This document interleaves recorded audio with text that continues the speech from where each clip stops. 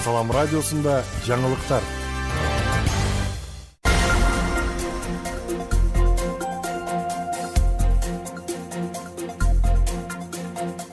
Саламатсыз бардык угарман жана көрүүчү, эфирде жаңылыктар чыгарылышы, аны мен Жасмина Сайдыманова тааныштырам.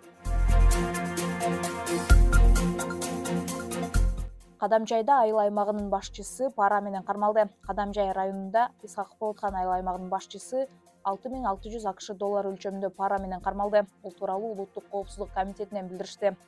Атайын кызматтын маалыматы боюнча кармалган айыл өкмөт жергиликтүү калкка курулуш үчүн жер тилкелерин бөлүп берүү маселесин оң чечкени үчүн жергиликтүү тургундардан 100 000 АКШ доллары өлчөмүндө акча талап кылган.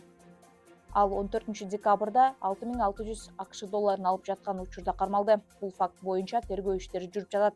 Кармалган жетекчи Бишкек шаарынын 1-май райондук сотунун чечими менен УКМКнын тергөө абагына киргизилди.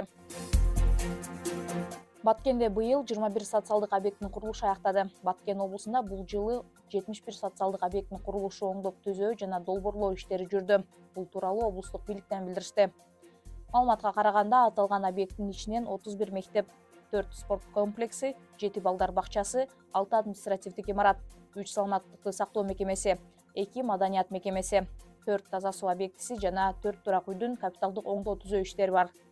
2024 жылдын аягына чейин 21 объекттин курулушу аяктап, 16 объект эксплуатацияга берилди. Алардын арасында 9 мектеп, 1 саламаттыкты сактоо мекемеси, 4 таза суу объектиси жана 2 административдик имарат бар.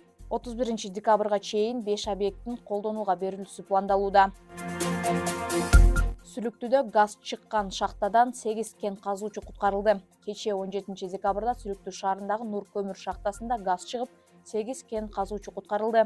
Бул тууралуу Өзгөчө кырдаалдар министрлигинин Баткендеги башкармалыгынан билдиришти. Ага ылайык кырсык болгон жерге Сүлүктү шаарынын Өзгөчө кырдаалдар бөлүмүнөн 11 куткаруучу барып, алар шахтадан 8 кен казуучунун аман эсен чыгарышты.